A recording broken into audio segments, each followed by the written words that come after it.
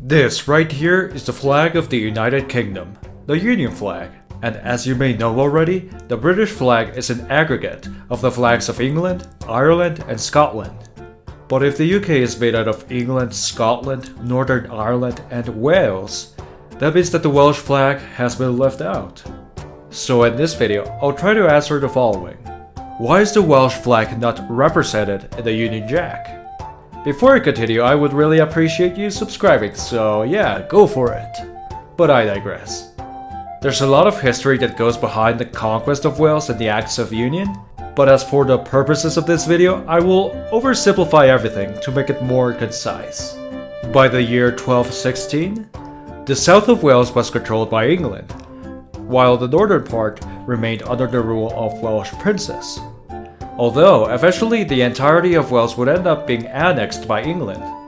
During Edward I's conquest of Wales, between the years of 1722 and 1783, and thus creating a single state with a single jurisdiction. Wales as a sovereign state was no more, but rather became a part of England.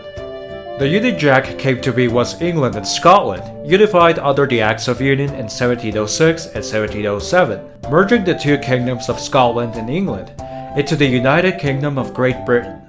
Because Wales was already part of England, we could say that the flag of St. George did already represent Wales as it was part of England. So in a nutshell, the flag of Wales wasn't included in the Union Jack, as it was already part of England by the time Great Britain was merged. Wales had already been part of England for 150 years at that point anyway. Later on, St. Patrick's Cross was added to the flag in order to represent the admission of Ireland in 1801.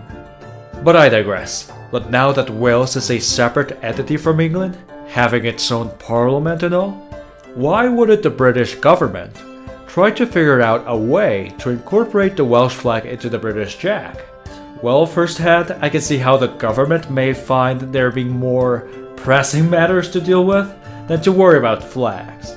Last week, like him, I was in Brussels meeting with heads of government and leaders of European socialist parties, one of whom said to me,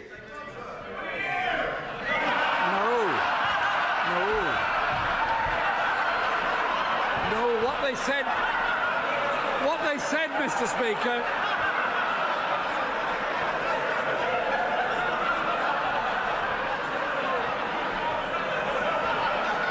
Everybody is used to the iconic design of the Union Jack already, so it's unnecessary to change it. But, what if we try to come up with a design that incorporates the Welsh dragon as a hypothetical scenario? The first issue with this is the design. It is pretty challenging to come up with a design that incorporates the already highly detailed dragon into a flag that is already cluttered. The Union Jack already works so well, since the heraldic crosses that are part of it stack on top of each other seamlessly like puzzle pieces.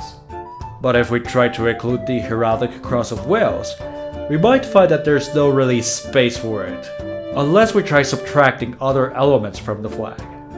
And while most of these unofficial designs may look very interesting, I don't really see a near future in which the British government decides to include the Welsh flag into the Union Jack. The current British flag has been in place for over 200 years. It is pretty much a staple at this point. And I guess I could see there wouldn't be much public support for changing the flag. There are 60 million people living in the UK, while Wales only has a population of 3 million. It's clear that the people who don't really care about the Welsh flag outnumber the few ones that do. And besides, it would be very expensive to change the flag, as the government would have to replace all of the flags on all official buildings, royal images, military, etc. Currently, there are bigger debates than the UK changing the flag. So if it isn't broken, why fix it? Thank you so much for watching my video. If you want to see more, be sure to like, comment, and subscribe. And by doing that, you will help me grow my channel. I very much appreciate it, and I'll see you next time.